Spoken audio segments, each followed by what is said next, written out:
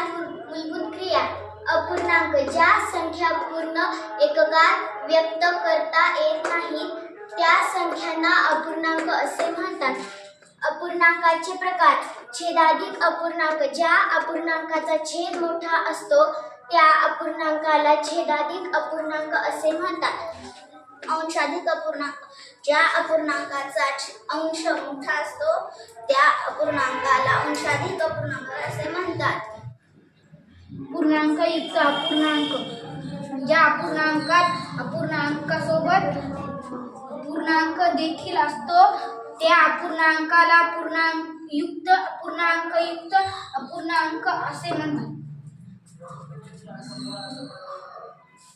आता आपण अपूर्णांकाचे उदाहरण पाहूया.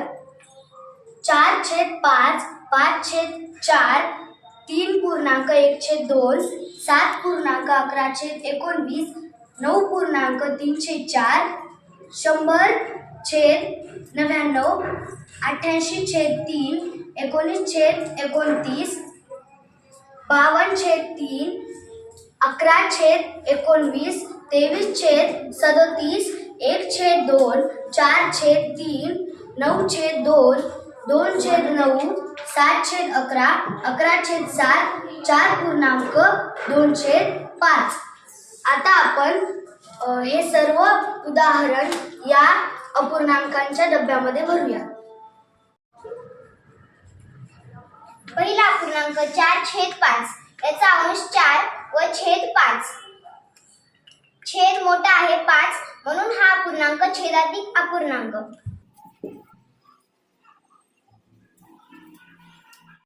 5/4 हे अपूर्णांक मोठा अंशाधिक आहे.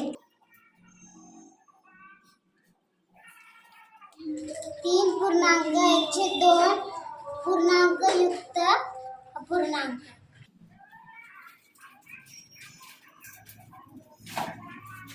7.11/19 हा पूर्णांकयुक्त अपूर्णांक.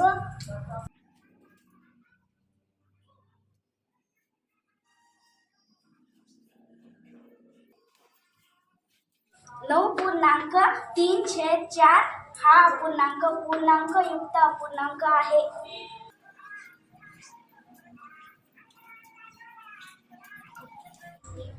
100/99 अंशाधिक अपूर्णांक.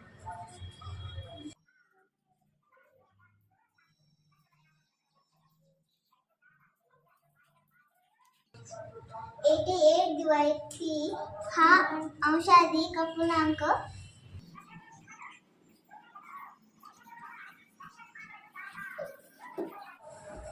19/29 छेदाधिक अपूर्णांक.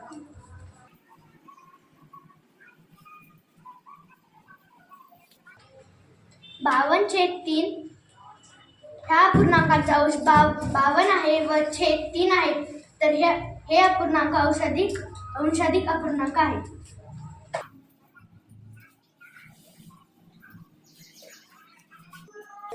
11/19 हा अपूर्णांक छेदाधिक अपूर्णांक.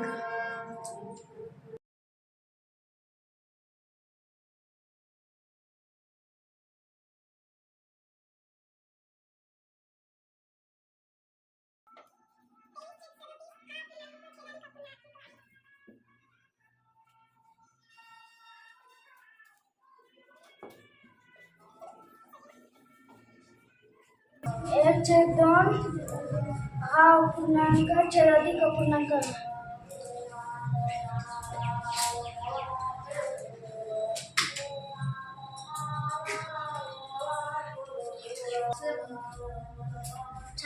4/3 हा अपूर्णांक अंशाधिक अपूर्णांक आहे.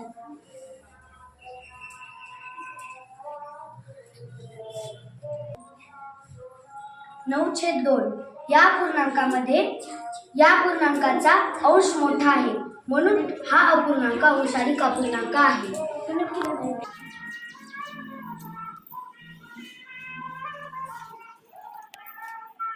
9/9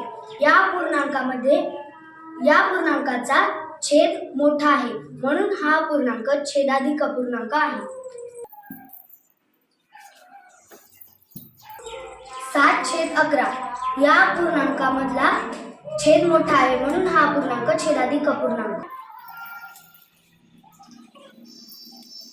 11/7 हा अपूर्णांक या अपूर्णांकामध्ये अपूर्णांकाचा अंश मोठा आहे म्हणून हा अंशाधिक अपूर्णांक आहे.